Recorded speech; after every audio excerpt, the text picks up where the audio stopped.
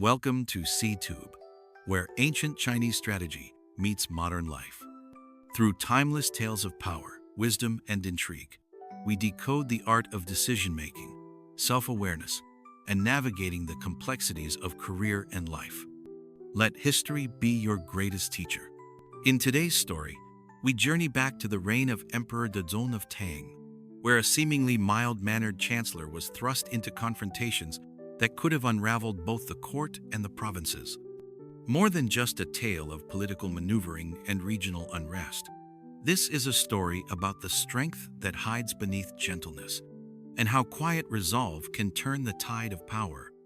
Let's step into the moment and see what it reveals about us today. Part 1. A calculated move in the court. During the reign of Emperor Dezong of Tang, Dongjin served as chancellor alongside Doshan, a man of deep scheming and ruthless cunning. Doshan often sent his nephew to secretly gather information and report back to him.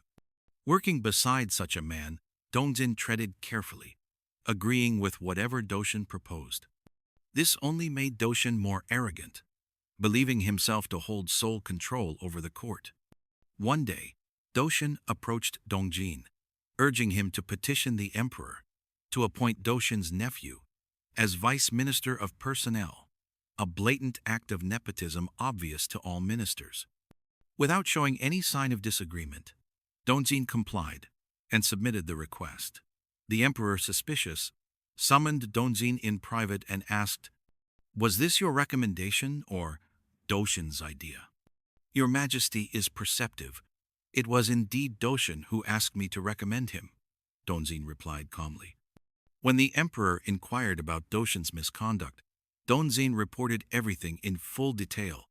The emperor fell silent for a long time before dismissing him. Not long after, an edict was issued demoting Doshan.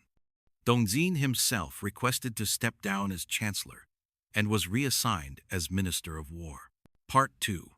Facing defiance in Benjo. Soon after, the military governor of Benjo, Li Vanron, fell gravely ill. His son began plotting rebellion, so the court appointed Dongjin to take over the position. Receiving the order, Dongjin set off immediately with only a dozen attendants, not even taking the time to muster troops.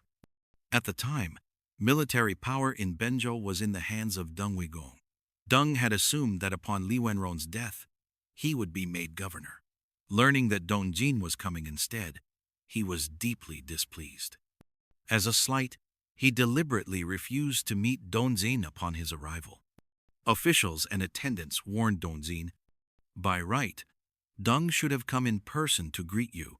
His absence is a sign of disloyalty.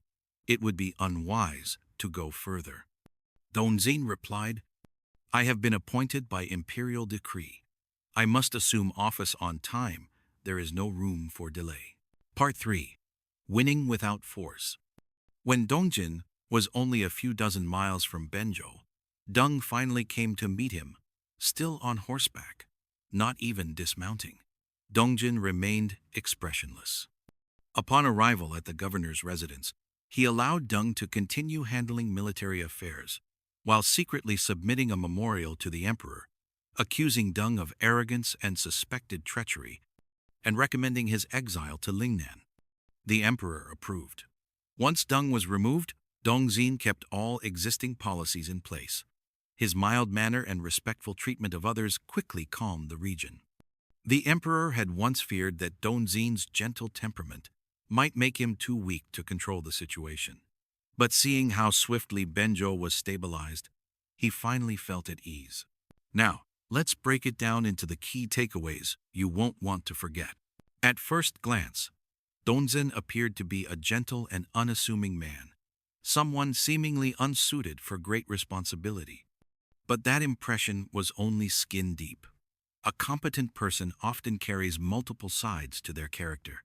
A soft-spoken figure can possess an unyielding core, just as a firm and outspoken individual can know when to adapt and yield. This is different from those who deliberately disguise themselves.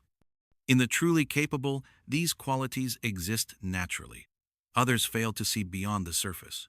What is hidden beneath the exterior is often far more decisive than what is visible. Those of genuine ability are deep and unfathomable, while those whose depths can be measured at a glance rarely have much substance. To judge and understand a person, one must look for depth and measure how deep it runs. The deeper the substance, the greater the weight of character, and the less likely it is to be shallow. Such depth comes from two sources.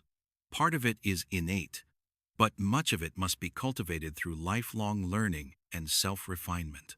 Thanks for watching. If you enjoyed this journey into history and insight, don't forget to subscribe for more stories that reveal the wisdom behind the ages.